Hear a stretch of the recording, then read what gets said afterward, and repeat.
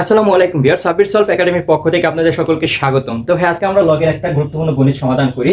দেখেন ভাই আছে কি এখানে 3 পাওয়ার n ভাগ 3 পাওয়ার n মাইনাস 1 ইকুয়াল হোয়াট।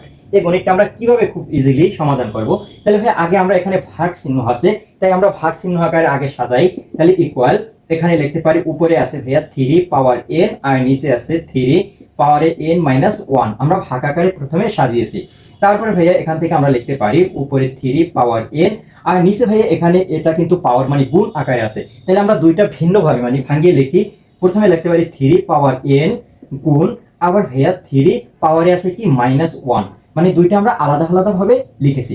এখন ভাইয়া এখান থেকে আমরা যদি দেখি, এখান থেকে আমরা এই যে ভাইয়া 3 উপরে পাওয়ার n আর নিচেও 3 এর উপরে পাওয়ার n আছে, তাহলে উভয় পক্ষ আমরা এই দুইটা কেটে দিতে পারি। তাহলে কেটে দিলে আমাদের উপরে থাকে 1। তাহলে আমরা এখান থেকে লিখতে পারি ইকুয়াল 1 ভাই নিচে থাকে 3 পাওয়ার।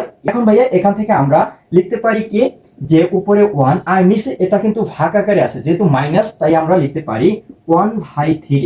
যেহেতু মাইনাস আছে এজন্য আমরা 1 ভাই 3 মানে 1 ভাগ 3 লিখতে পারি। এখন আমরা সামনে লিখি।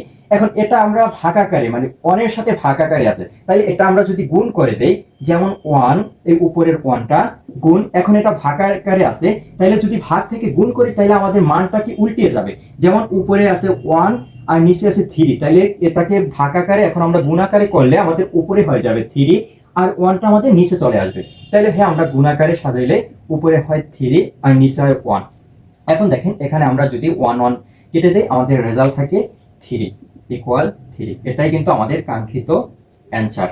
তো ভাইয়া আশা করি বুঝতে পেরেছেন। তারপরে যদি বুঝতে কোনো অসুবিধা হয় অবশ্যই আমাকে কমেন্ট করবেন। তো ভাইয়া আজকের ভিডিওটি এই পর্যন্ত। যদি ভিডিওটি ভালো লেগে থাকে অবশ্যই আমার ইউটিউব চ্যানেলটি সাবস্ক্রাইব করে দেবেন।